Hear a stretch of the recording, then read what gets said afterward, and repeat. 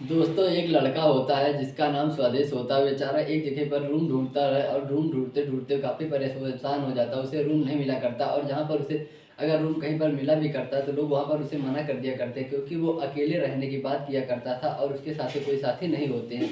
इसलिए लोग देखते हैं कि ये जवान लड़का 25 साल का है और अकेले रहेगा, इसलिए उसे लोग मना कर देते हैं और कमरा देने से इनकार कर दिया करते हैं। बेचारा सुबह से लगभग दोपहर हो जाती है और रूम ढूंढते ढूंढते काफ़ी परेशान हो जाता है। फिर अचानक जाता है और बैठ जाता है, एक चौतरा टाइप का बना रहता है, उस पर जाकर के वो बैठ जाता है और वहाँ पर काफ़ी उदास हो जाता है। तो वहाँ पर बैठा रहता है तो घर के बाहर से एक महिला निकलती है और देखती है, उनसे पूछती है कि आप कौन हो। तो वो बताता है, मेरा नाम स्वदेश है, मैं यहाँ पर एक रूम की आवश्यकता मुझे, मैं रूम सुबह से ढूंढ रहा हूँ लेकिन अभी तक मुझे रूम नहीं मिला और मैं काफ़ी परेशान हो चुका हूँ, इसलिए मैं थक गया हूँ, इसलिए आपके इस द्वार के सामने मैं चौतरे पर बैठ गया हूँ।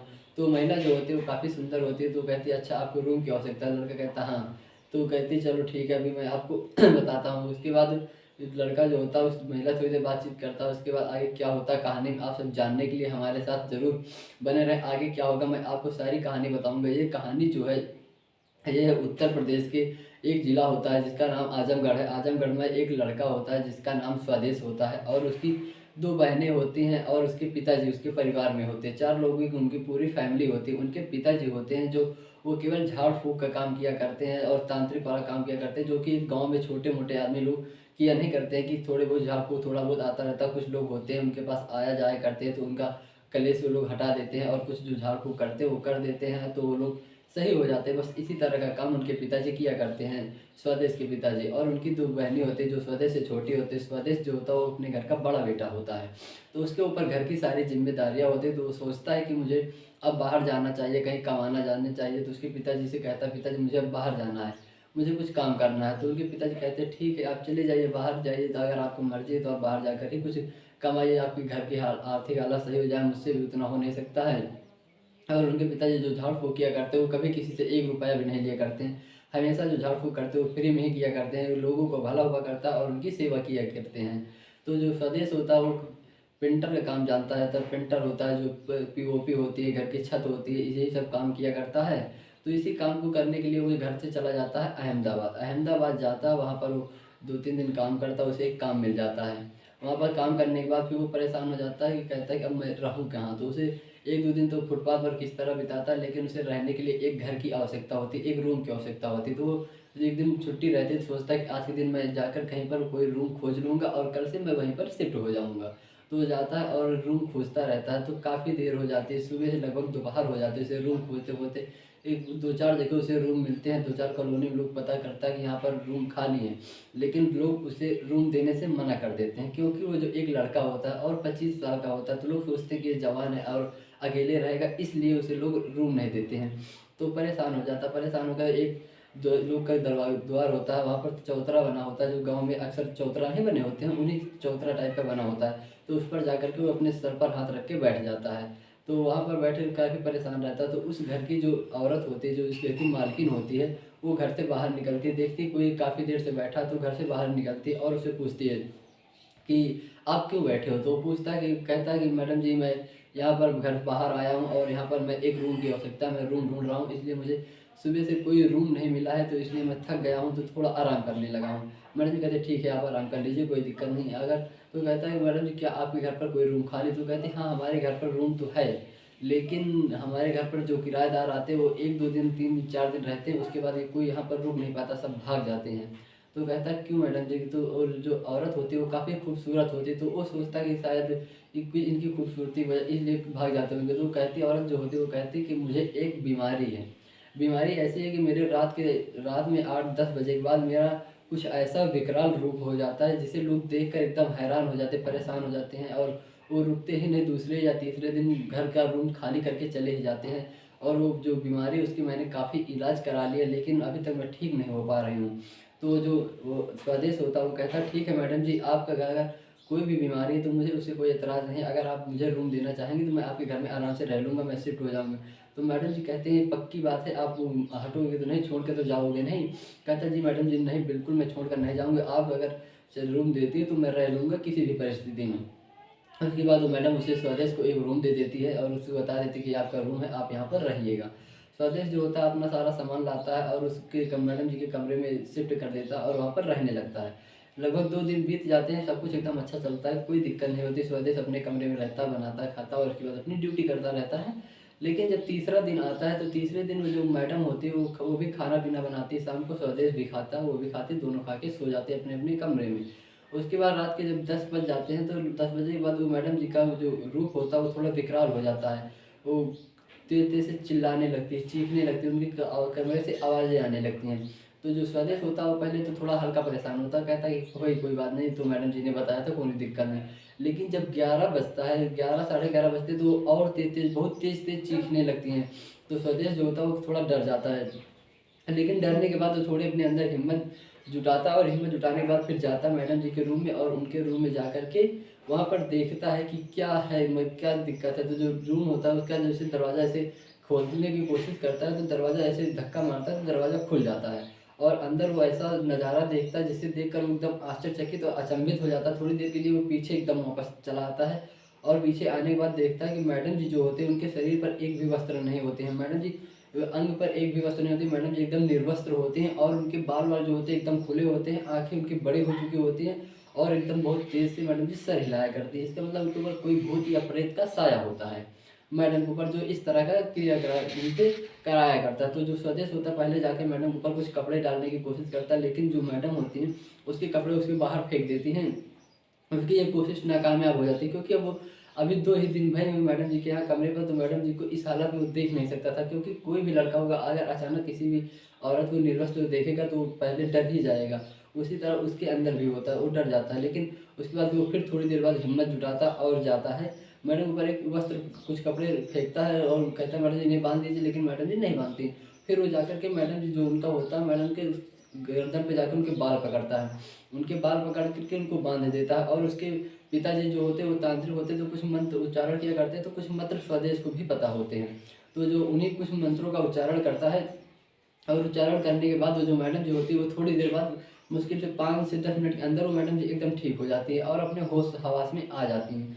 जब मैडम अपने होश में आ जाती हैं तो वो खुद को देखती है कि वो निर्वस्त्र हैं, बिन कपड़े के हैं, तो वो कहता है मैडम जी मेरी इसमें कोई गलती नहीं, आप ही ने ही सारे कपड़े उतारे, मैंने आपको कुछ कपड़े दिए थे, उनको लपेटने की कोशिश की, लेकिन आप फेंक दे रहे थे, मुझे मजबूरन ऐसा करना पड़ा। मैडम जी कहती कोई दिक्कत नहीं, मुझे पता है कि मैं मेरे साथ ऐसा होता है और मैं आपको इससे कोई एतराज़ मुझे नहीं है कि आप मुझे निर्वस्त्र देखे हैं या फिर मेरे साथ कुछ ऐसा हुआ, आपने मुझे ठीक कर दिया, बस यही बड़ी बात है। और आप ये कैसे कर दिए? तो उसके बाद वो कहता है मैडम जी ऐसी कोई बात नहीं, अब जब तक मैं रहूँगा मैं आपको ही सब कुछ।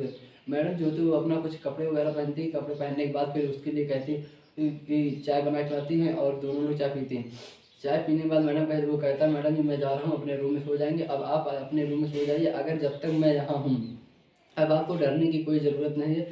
ये जो आपके ऊपर साया है इसके मुझे कुछ मंत्र उच्चारण पता है जिसकी वजह से मैं इन्हें कंट्रोल कर सकता हूँ और इसके बाद जो चैत्र आएगी, चैत्र की नवरात्रि में आप हमारे पिताजी के पास जल्दी जाना। वहाँ पर हमारे पिताजी कुछ ऐसा कर देंगे कि आपको इस क्लेश से हमेशा-हमेशा के लिए फुर्सत मिल जाएगी, कोई दिक्कत नहीं होगी। तो मैडम जी जो होती है वो कहती है नहीं स्वदेश आप अपने कमरे में मत सोइएगा, आप हमारे ही कमरे में सोइए क्योंकि मुझे बहुत डर लगता है और आप ऐसे ही पहले इंसान हैं जो हमें भगवान के रूप में मिले, जो हमारी इतनी ज़्यादा मदद कर दी है कि मुझे इस परेशानी से आपने 10 मिनट के अंदर राहत दिला दी। मैंने बहुत इलाज करवाया, मेरे लाखों रुपए खर्च हो गए, मेरे महीने में कम से कम 70-80 हज़ार रुपए की दवा हो जाती है, लेकिन मुझे कोई फ़ायदा नहीं होता है। तो स्वदेश के मैडम जी के बार-बार कहने पर स्वदेश जो होता है मैम के कमरे के बगल में अपने उन्हीं की खटिया के बगल में अपना दूसरी चारपाई डालता और वहीं पर मैम के बगल में ही लेट जाता है। और उसके बाद जब सुबह होती है तो मैडम जी अपने पति को फ़ोन करती है। मैडम जी होते हैं उनके पति जो होते हैं एक इंजीनियर होते हैं जो कि विदेश में रहा करते हैं। तो वो अपने पति को फ़ोन करते हैं, उनको सारी बात बताते हैं कि रात में हमारे साथ ऐसा-ऐसा हो रहा था और ये मैंने किराएदार रखा जिसका नाम स्वदेश है, उसने आया मेरे बाल पकड़े और कुछ मंत्र उच्चारण किए और मुझे बहुत ज़्यादा आराम मिल गया और मुझे कोई दवा खाने की आवश्यकता नहीं, जो मेरे दर्द-वर्द रहता है वो दर्द-वर्द कुछ नहीं है, मैंने 2 दिन से दवा भी नहीं खाई है, 1-2 दिन से। उसके बाद उनके पति जो होते हैं वो काफ़ी खुश हो जाते हैं, वो कहते हैं कि ठीक है अगर ऐसा कोई फरिश्ता आपको कोई लड़का मिला जो भगवान ने आपके पास भेजा, खुद आकर उसने अपने आपके घर में आया है, तो उसे जाने मत देना, उसको अपने पास ही रखना और उसने जो कहे उस तरह आप करते रहना, आपकी तबीयत ठीक हो जाए, ये बहुत बड़ी बात होगी। तो वो कहते हैं ठीक है, उसके बाद फ़ोन रख देता है, कहता है मैं भी आऊँगा। उसके बाद जो होती है मैडम उनको बताते हैं, उसको मैडम जो होती है फिर दोनों रहने लगते हैं। फिर एक ही घर में रहते हैं, वो दिन भर अपना ड्यूटी चला जाता है, मैडम उसके लिए लंच बनाया करती, खाना भी बनाया करती, दोनों साथ में खाते हैं क्योंकि मैडम भी जो होती है वो अकेली ही रहती हैं और 30 साल की होती है और ये जो होता है 25 साल का होता है, ये भी अकेला ही रहता है। तो दोनों आपस में एकदम बहन भाई जैसे रहते, दोनों में एकदम बहन भाई वाला रिश्ता रहता है। और मैडम उनके लिए खाना बनाती है, वो अपने ड्यूटी पे जाता, अपना सारा काम करता। उसके बाद जब फिर कुछ काफ़ी दिन बीत जाते हैं, कोई दिक्कत नहीं चला करता है। उसके बाद फिर होली का त्यौहार आने लगता है। होली का त्यौहार आने लगता है तो स्वदेश जो होता है वो कहता है कि मैं अपने घर जा रहा हूँ, आप अपना ख्याल रखना। और कुछ दिन बाद में जब काम यहाँ पर चलने लगेगा आ जाऊँगा, क्योंकि यहाँ पर जो काम है एकदम मेरा बंद होने के कगार पर है और मुझे आपका भी किराया देना है और घर को भी पैसे भेजने, इसलिए मेरे पास कुछ उतना ज़्यादा हो नहीं पा रहा है। तो होली में घर चला जाऊँगा, होली के बाद जब काम चलेगा तो मैं फिर आ जाऊँगा, आप टेंशन मत लीजिएगा। चैत्र की नवरात्रि जब आएगी तो उसको अपना पता देता है कि हमारा ये पता है, लेकिन आप वहाँ पर आ जाना, हम अपने पिताजी से बता देंगे, वो आपका सारा क्लेश दूर कर देंगे। तो मैडम जो होती है वो कहती है नहीं, आपको घर नहीं जाना है, आप अगर हमारी इतनी मदद की है तो आपको मैं सारी मदद करूँगी। आपको जितने पैसों की आवश्यकता होगी मैं आपको पैसे दूँगी, क्योंकि हमारे पति जो है वो विदेश में रहते हैं और लगभग 2 से ढाई लाख रुपए वो हर मंथ कमाते हैं। और इसी तरह लाखों रुपए का कम से कम इलाज मेरा हर मंथ हो जाता था, जो आपकी वजह से बंद हो गया। मुझे कोई दवा भी नहीं खानी पड़ रही है, मैं एकदम सही हो गई हूँ और मुझे पहले से बहुत ज़्यादा आराम है। और चैत्र की नवरात्रि में मैं आपके पिताजी के पास चलूँगी आपके साथ और मैं एकदम ठीक हो जाऊँगा। इसमें आप मेरे साथ बहुत बहुत मेरे उपकार किए हैं, आपका बहुत बहुत धन्यवाद उसको अदा करने लगती है और कहती है, उससे रिक्वेस्ट करने लगती है कि आप अपने घर मत जाइए। तो स्वदेश जो होता है वो अपने घर को फ़ोन करता है, अपने पिताजी को सारी बात बताता है। तो उसके पिताजी जो होते हैं कहते हैं, अगर मैडम जी आपको पगार देने के लिए तैयार हैं और आपको रखने के लिए तैयार हैं तो बेटे आप वहाँ पर रुक जाइएगा और मैडम का भी ख्याल रखिएगा और चैत्र की नवरात्रि में उनको ले आइएगा। उसके बाद स्वदेश जो होता है वो वहीं पर मैडम के पास रुक जाता है और मैडम कहीं काम करने में नहीं जाया करता। मैडम उसे 40,000 रुपये पर मंथ दिया करती हैं और उन्हीं के पास वो रहता है, काम करता है, उन्हीं की देखभाल किया करता है। और उसके बाद जब चैत्र की नवरात्र आती है तो स्वदेश और उसकी मैडम जो होती है दोनों कार से आते हैं उनके गाँव उनके पिताजी के पास। फिर उनके पिताजी जो होते हैं उनको मैडम जी को एक गद्दी पर बैठाते हैं, वहाँ पर अपना कुछ जो झाड़ फूँक होता है वो तांत्रिक वगैरह जो वो करते हैं, वो मंत्रों को उच्चारण करते हैं, वो सब करने के बाद जो होते हैं मैडम एकदम ठीक हो जाती हैं।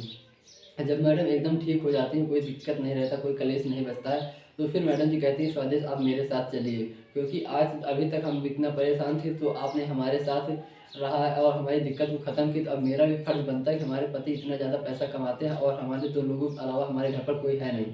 तो आप हमारे साथ चलिए, आपका जो पेमेंट होगी, मैं आपको 40,000 रुपये जो दे रही थी वो आपको मैं हमेशा देती रहूँगी, आप हमारे साथ चल के हमारे घर पर रहिए चल के। तो जो स्वदेश होता है वो मैडम के साथ चला जाता है और ये बात जब मैडम के पति को पता चलती है तो मैडम के पति भी काफ़ी खुश हो जाते हैं और कहते हैं कि ठीक है, आपको भगवान के रूप में कोई फरिश्ता मिला है, आप उसे 40,000 पर मंथ दे दीजिए, मैं भी आऊँगा तो उससे मिलूँगा। उसके बाद स्वदेश मैडम घर में रहने लगता है।